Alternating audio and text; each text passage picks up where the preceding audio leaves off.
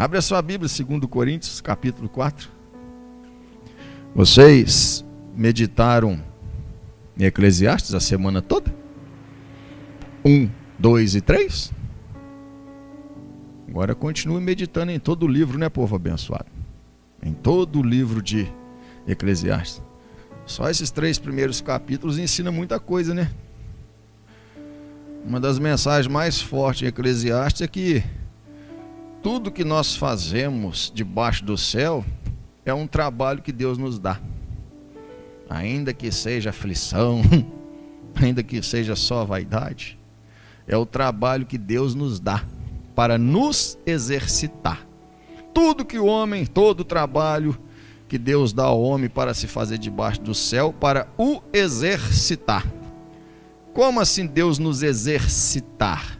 Exercitar, quando você exercita o corpo, você molda o seu corpo, fortalece o seu corpo, amém?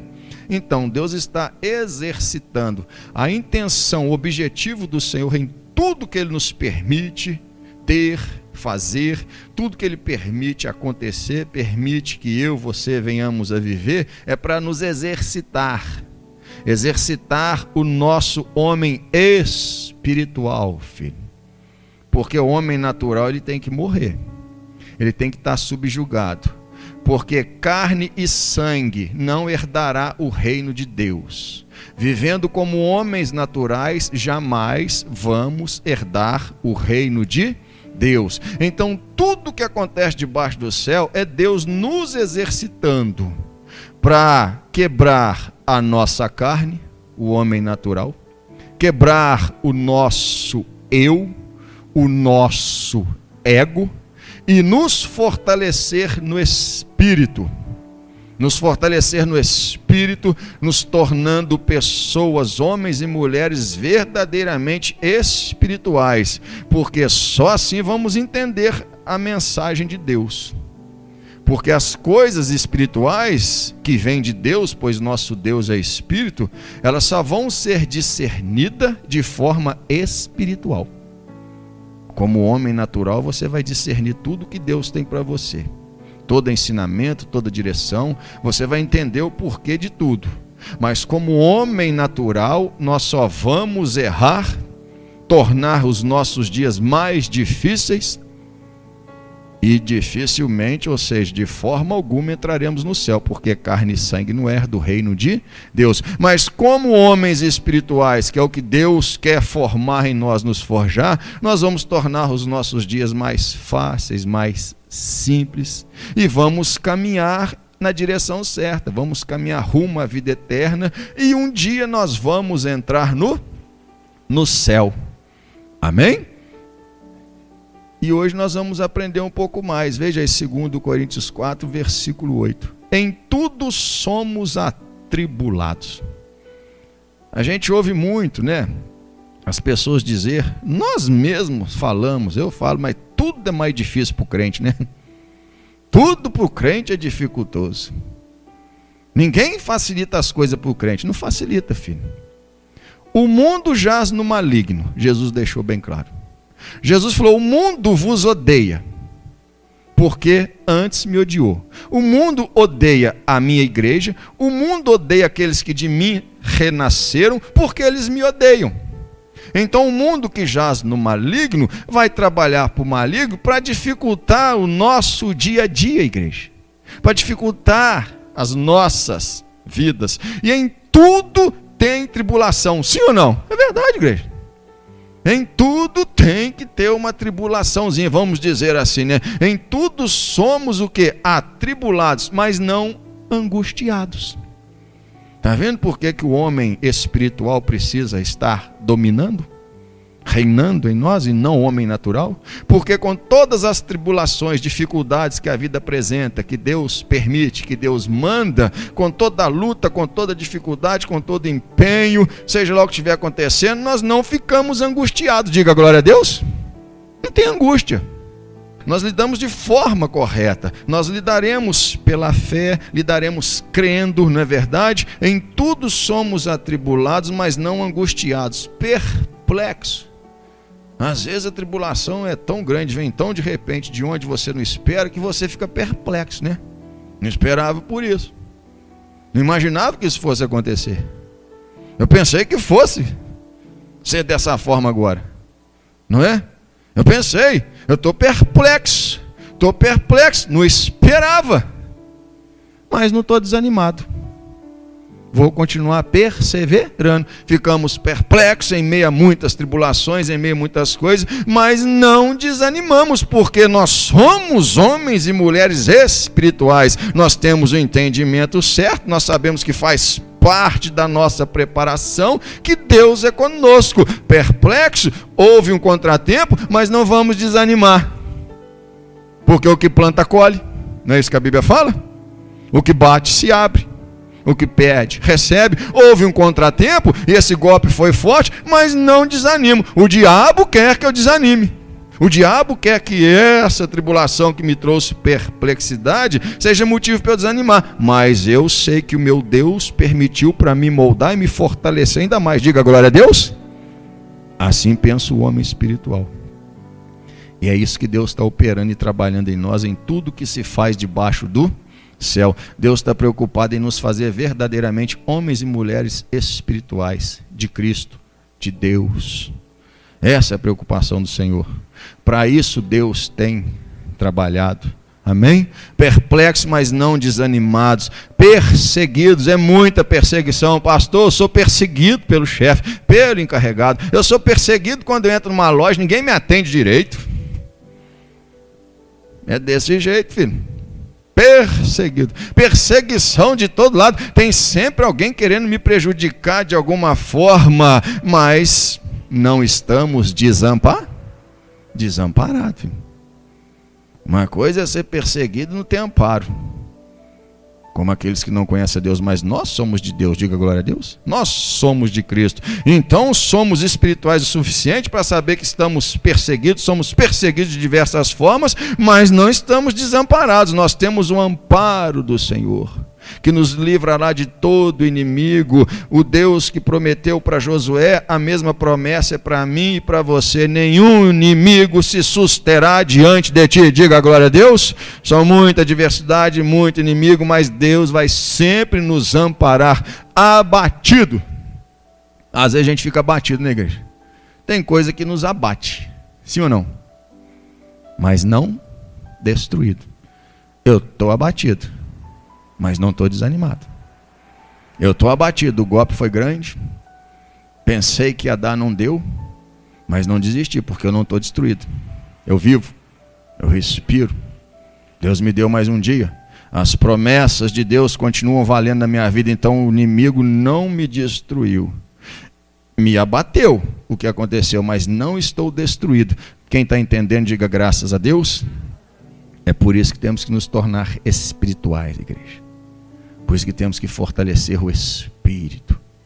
E o Espírito só fortalece com comunhão com Deus, com meditação na palavra de Deus, com oração. O Espírito fortalecido, você passa por todas essas tribulações, dificuldades, perplexidades, perseguições, abatimento, você passa de pé, você passa sem angústia. Você passa firme, você passa crescendo, vencendo e prosperando. Diga glória a Deus. Vai lá em 1 Reis capítulo 19. Vamos ver uns exemplos. Nós não podemos dar lugar ao diabo, igreja. Jamais. O que a Bíblia fala de Elias? A Bíblia fala que Elias era homem sujeito às mesmas paixões. Elias era um homem natural como eu. Todos os heróis da fé, homens e mulheres, eram pessoas normais como eu e você, cheios de defeito e imperfeição. Todos eles erraram, alguns erraram muitas vezes, alguns erraram de forma terrível. Não é? Todos. O único que em tudo foi tentado, em nada pecou e errou, foi Jesus, filho. Criador, nosso Senhor e Salvador. O restante, ninguém nasce predestinado para nada. Só Jesus que veio, se fez homem, com o objetivo de sofrer e morrer em nosso lugar, para pagar uma dívida nossa. O restante, filho, tudo homem natural sujeito às mesmas paixões, emoções, sentimentos, seja lá quais for.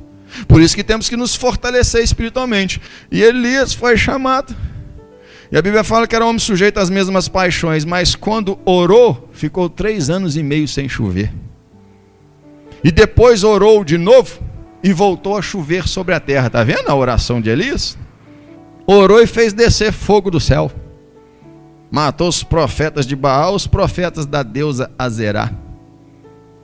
Estava na unção do Espírito, foi para o Monte Carmelo, enfrentou o rei de Israel com todo o exército de Israel que estava atrás dele, porque atribuíram a seca a culpa de Elias. Esse é o mal das pessoas, querer procurar um culpado para tudo, né? Para Israel estava a seca, aquela fome era culpa de Elias. Não, era fruto da desobediência deles. Deus falou, vai lá e diga para Acabe que não vai chover, nem cair o orvalho do céu. Senão quando você voltar diante dele, dizer que vai chover de novo. E assim foi 3 anos e meio. Deus falou, agora você vai para o ribeiro de Querite, fique lá. Porque eu já tenho ordenado aos corvos que leve pão e carne para você de manhã e de noite, e você vai beber da água do ribeiro. A seca extensa, quando o ribeiro secou, Deus falou, agora você vai para Sarepta, porque lá eu já tenho preparado uma viúva que vai te sustentar. Quando chega lá, é uma viúva que já estava preparando para morrer, né? Ela e o filho dela. Com o último punhado de farinha, o último punhado de azeite. Ia fazer o último pão, comer e morrer. Com os últimos cavaquinhos de lenha. Elias falou, faz primeiro para mim um pão e me dá. E a farinha da panela nunca vai acabar e o azeite da botija não vai acabar. Aquela mulher acreditou, ofereceu o que tinha, deu crédito à palavra, e a farinha da panela nunca acabou e o azeite da botija nunca secou. Diga glória a Deus. E o restante desse tempo de seca, Elias foi sustentado por essa viúva. E depois vai para o Monte Carmelo, Deus fala, vai, apresenta-te a Acabe, fez descer fogo do céu, envergonhou a deusa Azerá, né, o deus Baal, os profetas de Baal da deusa Azerá, matou todos eles à espada. Subiu no monte, orou, e viu uma pequena nuvem crescendo, desceu e falou, corre Acabe, corre rei, antes que a chuva te pegue. E o rei correndo em seu carro, e a Bíblia fala que Elias foi correndo do lado do carro, todo motivado e animado, amém? O homem passou por 3 anos e meio de privação, escondido, igreja. O exército de Israel procurando, ninguém nunca o encontrou, porque Deus o protegia. Diga glória a Deus. Deus o guardava. E agora ele vem, faz o que Deus manda, começa a chover, não é verdade? E aí Acabe, 1 Reis 19, aí Acabe quando chega em casa, chovendo, fala com Jezabel, Elias matou seus profetas, de Baal, da deusa Azerá. Jezabel, endemoniada, furiosa, mandou um recado. Então mandou mensageiro dizer a Elias, fala para Elias que num prazo de 24 horas eu vou estar com a cabeça dele em minhas mãos. Olha, uma frase derrubou esse homem. Esse homem que vivia no deserto, comia gafanhoto, mel, comunhão com Deus, completamente separado para Deus, ficou no ribeiro sozinho durante meses, até o ribeiro secar, corvos levando pão e carne, depois ficou com uma viúva, ressuscitou o filho de uma viúva, dessa viúva que morreu, fez o que fez no Monte Carmelo, não é? Que é uma passagem maravilhosa, qualquer dia a gente fala dela. E aí o Satanás manda uma frase para ele, até amanhã nesse horário a sua cabeça está nas minhas mãos. O diabo é assim, filho. Por isso que tem que estar fortalecido no espírito, para quando vier uma perplexidade, não desanimar, não é? Não desanimar, não se abater. Quando ele recebeu essa mensagem, versículo 4, a reação. E ele se foi ao deserto, caminho de um dia, saiu andando assim, chega, sem direção, sem rumo. Como que pode um crente andar sem rumo? Quando é que um crente anda sem rumo, pastor? Quando ele sai da palavra. Quando ele faz isso, quando ele dá crédito ao diabo, quando ele começa a olhar para as circunstâncias, deixa de acreditar em Deus, não é? Quando ele se deixa o inimigo fazer com ele o que quer. Nas tribulações o diabo vai usar para nos destruir, igreja, para nos fazer desanimar. Mas vamos lembrar que Deus está usando aquilo para nos moldar, nos forjar, nos fortalecer. Elias se esqueceu disso. Passou pelo que passou. A mensagem de Jezabel fez o homem desanimar ali dentro. Sair do caminho que Deus tinha dado para ele. Trilhar seu próprio caminho. Está vendo? Qual que foi o resultado desse negócio de Elias? Foi retirado da terra antes da hora. Elias podia ter vivido muita coisa ainda. Olha aí. E ele se foi ao deserto o caminho de um dia, e veio e se assentou debaixo de um zimbro, e pediu em seu ânimo a morte, e disse: já basta, ó Senhor. Meu Deus, que é isso? Já basta, ó Senhor. Olha, um abismo atraindo outro abismo, né? Sai da direção, abandona o chamado, abandona o caminho que Deus trilhou, sai andando, senta, fala: chega, já basta, eu quero é morrer. A vida é maravilhosa, igreja. Não tem como a vida ser ruim. A vida é maravilhosa, a vida é uma dádiva, diga glória a Deus. E essa vida é uma dádiva porque é a vida que Deus nos deu para nós conseguirmos entrar no céu e viver com Ele eternamente. Nós conhecemos Jesus, como que a nossa vida pode não ser boa? A nossa vida é boa todos os dias. Tribulação, o que é tribulação, filho? Um dia você vai entrar no céu. O que é perseguição? Deus nunca vai te desamparar. Você não pode deixar o diabo te confundir. Você não pode deixar o diabo ditar regras na sua vida. Ele fez com Elias. Você está entendendo? Um homem desse deu ouvidos ao diabo. Acreditou que ele ia morrer no outro dia. Deus o livrou de Acabe, do exército de uma nação inteira. Durante 3 anos e meio sustentou. Agora uma mensagem, uma frase faz com que esse homem desabe. Temos que estar sempre pronto, sempre preparado, povo de Deus. Temos que estar sempre fortalecido na fé, na unção do Espírito Santo. Já basta, ó Senhor, toma agora a minha vida, pois não sou melhor do que meus pais. Eu cansei, Jesus. Foi isso que Elias estava falando: chega. Eu pensei que depois desses 3 anos e meio eu ia ter um refrigério, meu filho. Nosso repouso não é nessa terra, não. Deus prometeu repouso nessa terra para o Israel.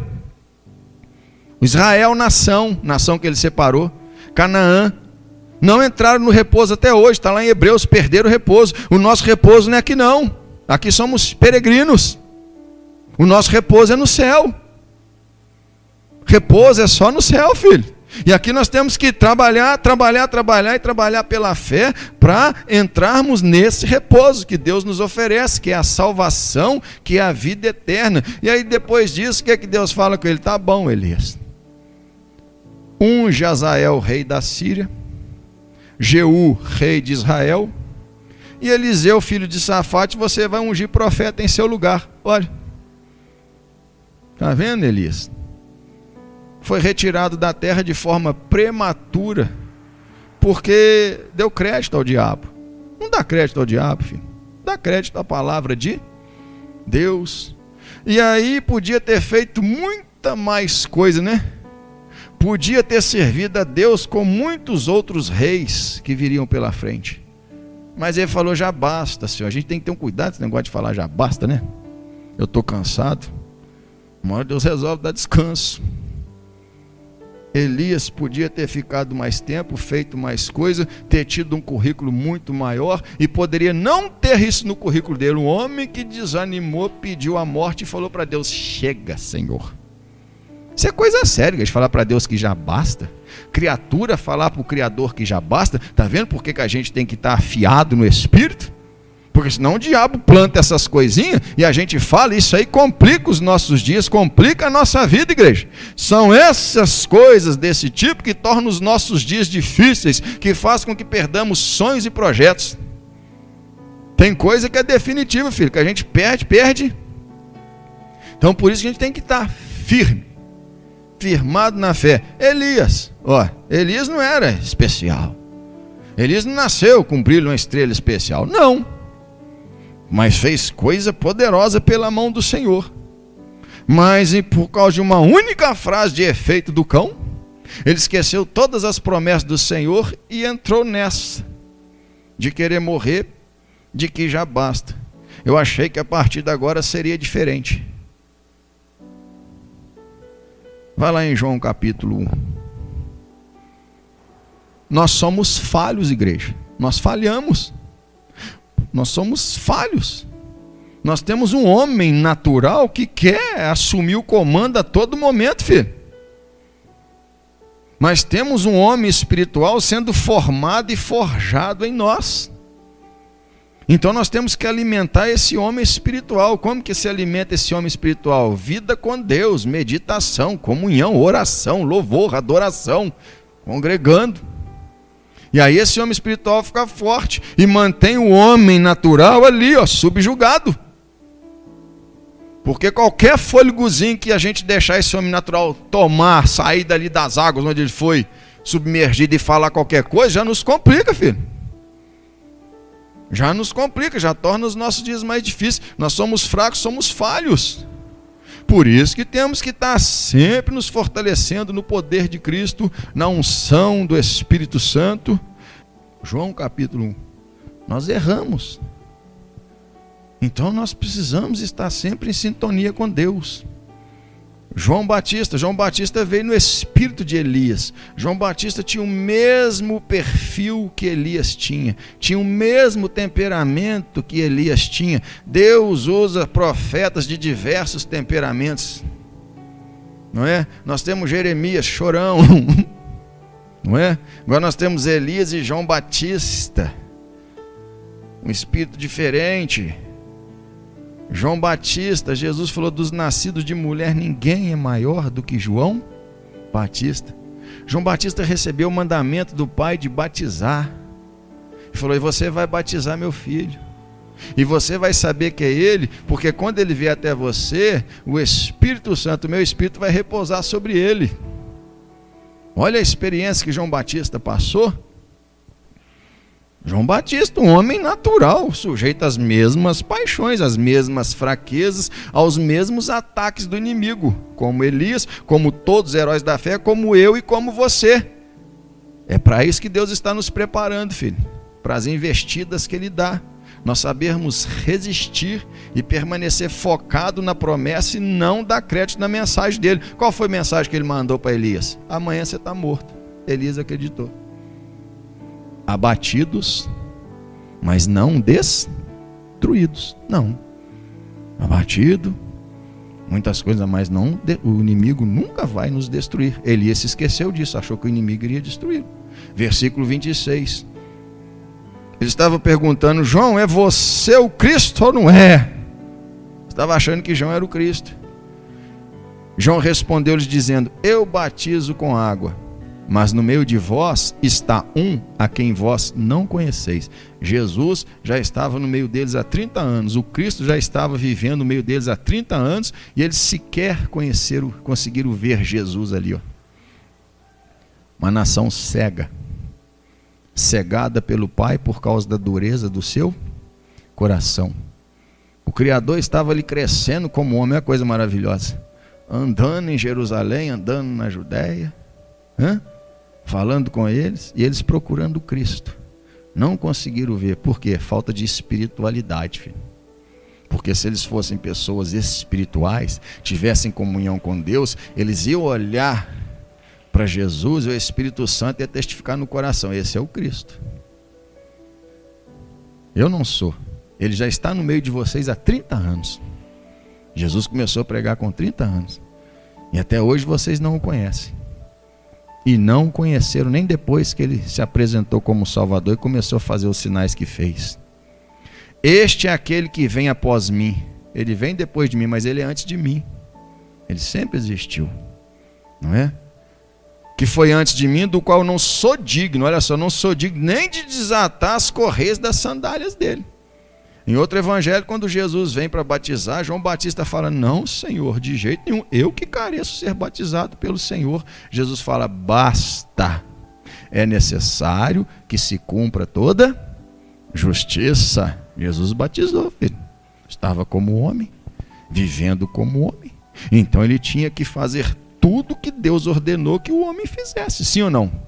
Então ele tinha que se batizar, era mandamento, não é? Deus Pai ordenou o batismo, não Jesus. Jesus testificou e confirmou. Este é aquele que vem após mim, que foi antes de mim, do qual não sou digno de desatar as correias das sandálias. Olha o que João Batista viveu. Essas coisas aconteceram em Betânia, do outro lado do Jordão, onde João estava batizando. No dia seguinte, João viu a Jesus que vinha para ele e disse: eis o Cordeiro de Deus que tira o pecado do mundo. João Batista, quando olhou para Jesus vindo, ele falou: esse é o Cordeiro de Deus. Por quê? João Batista era um homem espiritual, vivia em unção, comunhão com Deus. Quando ele olhou para Jesus, falou: esse é o Cordeiro de Deus. Está vendo? Vocês estão procurando o Cordeiro, pensando que sou eu? Eu não disse que ele está no meio de vocês há 30 anos? Olha ele aí. Esse é o Cordeiro de Deus que tira o pecado do mundo. O Espírito Santo testificou dentro dele. Este é aquele do qual eu disse: após mim vem um homem que foi antes de mim, porque já era primeiro do que eu. E eu não o conhecia. Foi a primeira vez que João Batista bateu os olhos em Jesus. Deus é tremendo, né, igreja? Mas quando ele viu, o Espírito Santo falou: ao Cordeiro de Deus, ao Criador, aquele que era antes de você, que veio para tirar o pecado do mundo. E eu não o conhecia, mas para que ele fosse manifestado a Israel, vim eu por isso batizando com água.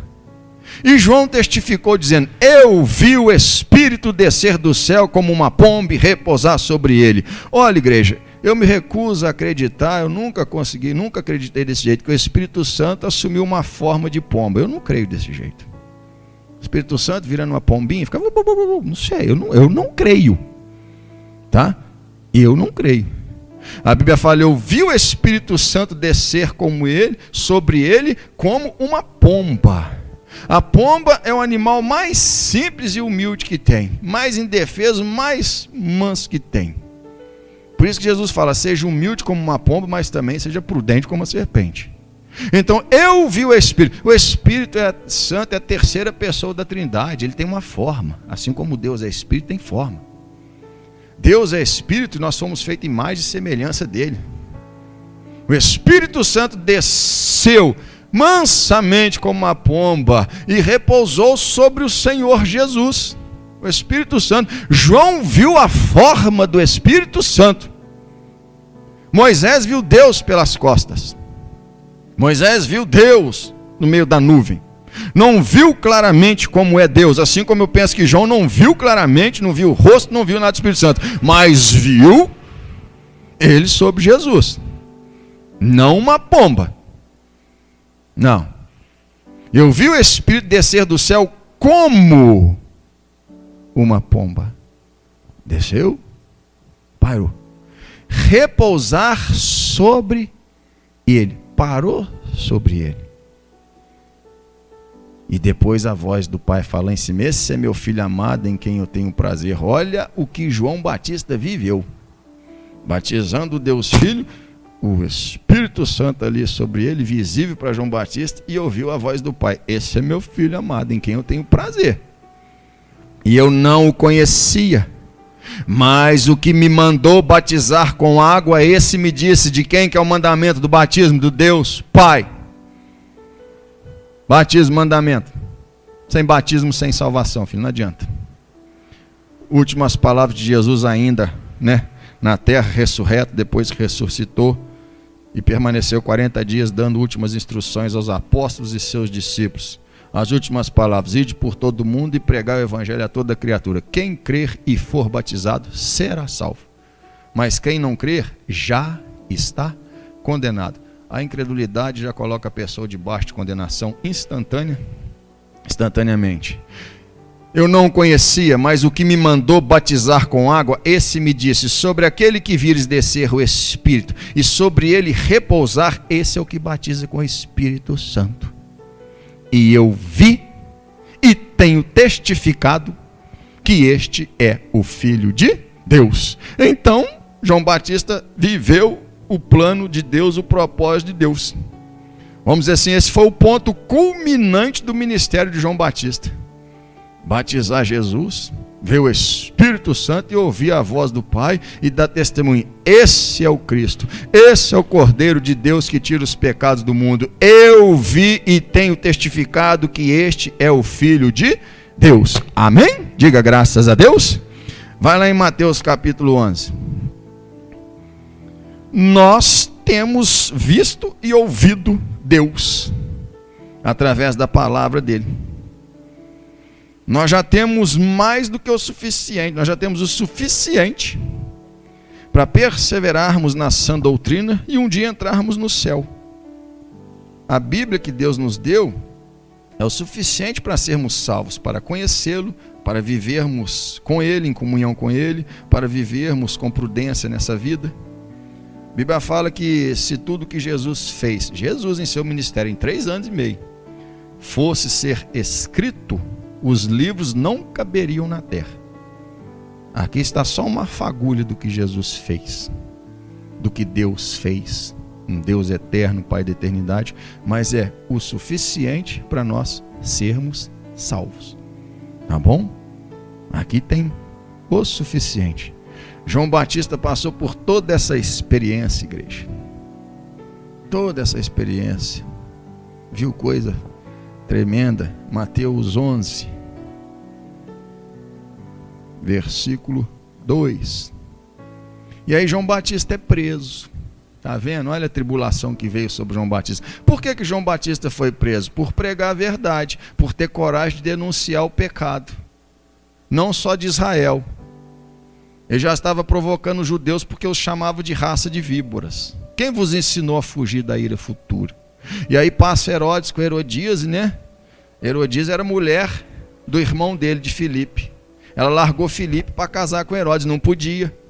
Não é assim não, filho, igual o homem pensa que é casa, descasa, do jeito que não. Elias falou: Herodes, você não pode tomar Herodias por sua esposa, pois ela é esposa de seu irmão Filipe, você está em adultério com ela. Aquilo deixava Herodias endemoniada. E aí fez até João Batista ser preso. João Batista não veio para anunciar, preparar os caminhos do Senhor Jesus, batizar Jesus e depois morrer. Não, filho, não veio. Ele não veio para morrer. Eu penso que ele não precisava ter morrido na cadeia. Não era plano de Deus. Tanto é que Jesus, você tem que tentar entender, filho. Jesus, ele é Deus, ele tem presciência. Mas a Bíblia fala que quando ele ficou sabendo que João Batista havia sido decapitado, ele se retirou para o deserto. Ele depois preso não falou com Herodes, que mandou decapitá-lo. Você acha que Jesus não sabia que João Batista? Mas por que Jesus teve essa atitude? Quando ficou sabendo, ele já sabe de tudo. Jesus estava mostrando o quê? Que não era necessário aquilo ter acontecido, igreja. João Batista não precisava ter sido decapitado na prisão. João Batista não veio para morrer. O único que veio para morrer foi Jesus. Mas por que João Batista morreu na prisão? Por que Elias foi levado ao céu, eu penso, antes da hora? O que Elias fez, né? Veja aí. E aí agora, João Batista, eu vi e tenho crido e tenho testificado que este é o Filho de Deus. Eu vi o Espírito Santo repousar sobre ele. Eu ouvi a voz do Pai. Mas agora foi preso. Entrou numa tribulação, lançado na prisão, por fazer a vontade do Pai. Versículo 2. Perplexo, mas não desanimado. E João, ouvindo no cárcere falar dos feitos de Cristo, enviou 2 dos seus discípulos a dizer-lhe: És tu aquele que havia de vir? Ou esperamos outro? João estava o quê? Duvidando. Cadê aquela certeza? João Batista. É o que tem acontecido com muitos de nós, igreja. Que se nós não vigiarmos, vai acontecer comigo, vai acontecer com você. Nós vamos duvidar de tudo aquilo que um dia nós acreditávamos e tivemos certeza.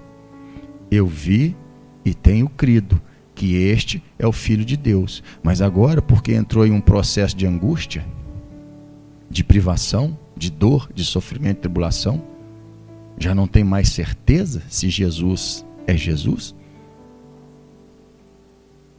Quando o homem espiritual deixa o homem natural vir à tona, acontece coisa desse jeito, igreja. Coisa desse tipo. Olha o recado que ele mandou para Jesus: És tu o Cristo? Ou ainda estamos esperando o outro? Porque afinal de contas eu vim para preparar os seus caminhos, te batizei, mas agora eu estou preso. O senhor deixou ser preso. E ele estava ouvindo Jesus curando, libertando, fazendo maravilhas, não é? E eu aqui preso, não é verdade? Eu preso. Quem está entendendo, diga graças a Deus. João duvidou, filho. O que Jesus falou? Vai, fala para João Batista ficar em paz, que eu sou Jesus, sim, eu sou o Cristo. Não, Jesus falou, vai lá e conta para ele o que vocês têm visto. Os cegos veem, os surdos ouvem, os coxos andam, os leprosos são purificados de sua lepra, mortos estão sendo ressuscitados, e aos pobres e pequenos é anunciado o reino de Deus. Vai e diga para João que vocês estão vendo, e que ele tire as conclusões dele, se eu sou ou não sou Jesus. A palavra é pregada ao meu coração e ao seu coração, nós vamos crer ou não. Crer ou não é comigo e com você, não é? Agora, depois de crer, depois de provar do dom do Espírito Santo, depois de provar a comunhão com Deus, duvidar é coisa perigosa, filho. Eu penso que é por isso que ele morreu na cadeia. O pai não gostou daquilo. O filho mostrou chateação, aborrecimento, tristeza, porque João morreu na prisão. Mas o pai não gostou do que ele fez. Olha o recado que ele manda, é esse? Ele é o Cristo ou ainda estamos esperando? Ou seja, ele teve Jesus por enganador, filho. Olha o que o diabo conseguiu colocar no coração de João Batista, que fez o que fez e viu o que viu. Eu penso que é por isso que ele morreu decapitado na prisão. Ele podia ter sido solto como Deus, como Jesus soltou os apóstolos várias vezes, sim ou não? Das prisões, livrou das mãos de tiranos várias vezes, principalmente Paulo. Você vai morrer só quando eu quiser. O homem não tem poder, filho, sobre o servo de Deus. É por isso que nós temos que estar preparados. Quando nós damos lugar ao diabo, quando nós nos enfraquecemos na fé, nós vamos falar e fazer coisas que vão nos comprometer com o Pai. Jesus ficou chateado, aborrecido com a morte de João Batista. Eu tenho certeza que Jesus intercedeu por ele para que ele continuasse vivendo, mas Deus falou, não. A palavra final é de quem? Do Pai, filho. Jesus é aquele que intercede por nós à direita do Pai, não é isso que a Bíblia fala? Mas a palavra final é do Pai. João Batista podia depois, não pastor, mas é que eu diminua para que ele cresça, que eu diminua, não que eu morra, né? A gente tem que morrer para essa vida, que eu diminua, que o meu eu, o meu ego, não é verdade? Será que ele também chegou a ficar com ciúme porque a fama de Jesus estava percorrendo a terra? Não é? Só Deus sabe, filho. Homens sujeitos às mesmas paixões, como eu, como você. Temos fraqueza, por isso temos que ser fortalecidos sempre na unção do Espírito Santo. És tu aquele que ele duvidou, igreja. Vai lá em Juízes capítulo 6. Tribulados, mas não angustiados. É para isso que Deus está nos preparando. Para quando a coisa aperta, para quando vem, a gente permanece crendo, quieto, silêncio, esperando em quem? Esperando no Senhor. Para que Elias foi dar ouvido ao que o diabo falou, que Jezabel falou, e sair andando e falar, chega, tira minha vida, eu não quero mais. Ô João Batista, por que você não ficou quietinho na cadeia glorificando? Deus tinha te tirado de lá e você ia acompanhar o Messias até o fim. Deus não chamou ninguém para morrer não, filho. Deus chamou-nos para a vida. O que João Batista fez foi sério, igreja. Duvidar de Jesus, ele teve Jesus por impostor. Juízes, capítulo 6. Olha o que Deus espera de mim e de você. Nós estamos vivendo uma pandemia, filho. O mundo parou. Sim, o mundo. Nós vamos parar? Nós não pertencemos ao mundo. A Bíblia fala que nós pertencemos a quê? Ao reino de Deus. O reino de Deus parou? Não. O reino de Deus continua marchando firme rumo à vida eterna. Olha Gideão. Gideão viveu nos dias, a Bíblia fala que Israel fez de novo o que era mal aos olhos do Senhor, e o Senhor os entregou por 7 anos nas mãos dos midianitas, que vinha junto com os amalequitas contra Israel no tempo da colheita. Quando Israel se preparava para colher, vinham os midianitas com os amalequitas, uma multidão, trazendo seus camelos, seu gado, e devorava, lambia, destruía toda a novidade da terra, toda a plantação de Israel, matava todo o gado e todo o rebanho de ovelha. Olha que situação. Imagine uma nação vindo contra a nossa nação, lambendo a terra, cobrindo cada canto da terra, destruindo cada pé de fruta, de planta, de grão, seja lá o que for, matando todo o gado, todo o rebanho. É de ficar perplexo, né? E o que Israel fez? Fugiu para as montanhas, fugiram para as cavernas, fizeram buracos na terra para se esconder. E a Bíblia fala que a presença dos midianitas fez com que Israel, a nação de Israel, empobrecesse muito. Olha que situação. Israel parou por causa da presença dos midianitas. Mas teve um homem que fez diferente. Gideão plantou e colheu em uma situação, uma circunstância dessa. É isso que Deus quer ver, filho. Deus quer ver o servo dele fazendo diferente, crendo na misericórdia, crendo no poder do Senhor. É assim que Deus se mostra poderoso numa adversidade dessa. Gideão plantou e Gideão colheu. Veja o versículo 11. Então o anjo do Senhor, Jesus, veio e assentou-se debaixo do carvalho que está em Orfa. Assentou-se debaixo do carvalho e ficou observando Gideão, que pertence a Joás, Abias Rita. E Gideão, seu filho, estava malhando o trigo no lagar para os salvar dos midianitas. Malhando, batendo. Quem já plantou feijão aí? Eu já plantei feijão. Você bater feijão, malhar, você põe o feijão no terreiro, assim é o trigo, no terreiro, né? Aquele pátio planozinho de terra batida, você coloca lá o feijão, o trigo, seja o que for, para secar, e quando tá seco, você vem com aquelas varas compridas, né? E pá! E vai batendo, vai tirando a palha, depois vai peneirando, até separar ali o grão do trigo ou do feijão. Ele estava malhando o trigo. Sinal que ele plantou e colheu. Como? Se os midianitas vinham lambendo a terra todo ano, na época que as plantas iriam florescer e dar o fruto, e destruíam tudo. Como? Sobrenatural, filho. É o sobrenatural que só experimentará o homem natural. Você está entendendo? Como que nós só perdemos quando não agimos como homens naturais? Não agimos pela fé? Como que Gideão plantou e colheu? Pela fé, filho. Paulo falou: eu plantei e Apolo regou. Nós podemos plantar e regar, dar manutenção à semente plantada, mas quem dá o crescimento é Deus, filho. Gideão fez a parte dele: eu vou plantar e vou cuidar. Deus vai dar o crescimento. Diga glória a Deus. Estava malhando no lagar. Lagar é um tanque feito na terra, onde se coloca a uva para pisar a uva e tirar o suco da uva. Lagar não é lugar de malhar o trigo. Mas ele estava malhando ali para não ser visto pelos midianitas. Ele estava ali numa situação de precaução, amém? E malhou e colheu. Enquanto todo Israel acuado, passando fome, ele tinha trigo na sua despensa. Diga glória a Deus.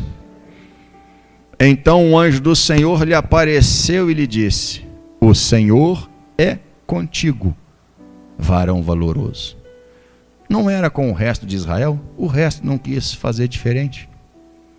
O resto não quis viver pela fé. O resto, quando veio a tribulação, ao invés de, não, eu vou plantar. Eu vou. Tribulado, mas não estou angustiado não. Abatido, mas não estou destruído não. Perplexo, mas não desanimei não. A situação está assim, mas eu vou plantar e vou colher, porque Deus é misericordioso. É juízo de Deus sobre a terra, mas Ele é misericordioso. Eu vou fazer um concerto com Ele, eu tenho uma aliança com Ele, eu vou fazer um voto, um propósito com Ele, e eu vou colher, e eu creio que Ele vai me dar a colheita. Diga glória a Deus. Por isso que Gideão colheu, filho. O Senhor é contigo, varão valoroso. Hoje é o dia de plantarmos boas sementes. Hoje é o dia de garantirmos boas colheitas em dias futuros. Amém? Eclesiastes fala, basta o dia de hoje com todo o seu mal. O que fizemos ontem não tem como mudar, igreja. O que semeamos ontem nós vamos colher, bom ou ruim. Como melhorar o futuro? Hoje, fazendo uma boa semeadura. Hoje, sendo melhor do que fomos ontem. Hoje, não errando o que erramos ontem. Quem está entendendo, diga glória a Deus. Por isso é que Deus tem nos exercitado, para nos tornarmos pessoas espirituais. Pessoas que realmente vão viver da fé, crendo na palavra de Deus, na promessa de Deus, não dando lugar ao diabo e fazendo diferença. Um país inteiro, um homem plantou, colheu e tinha trigo na sua despensa, tinha pão, tinha bolo. Deus foi com ele. Pandemia está aí, filho. Política está aí, sempre vai estar. Dificuldade sempre vai ter. O que faz a diferença é a sua atitude. O que faz a diferença é a forma como você reage diante de Deus, reage pela palavra de Deus. A Bíblia fala que de nada tem falta os que buscam ao Senhor. Olha que benção, olha que maravilha.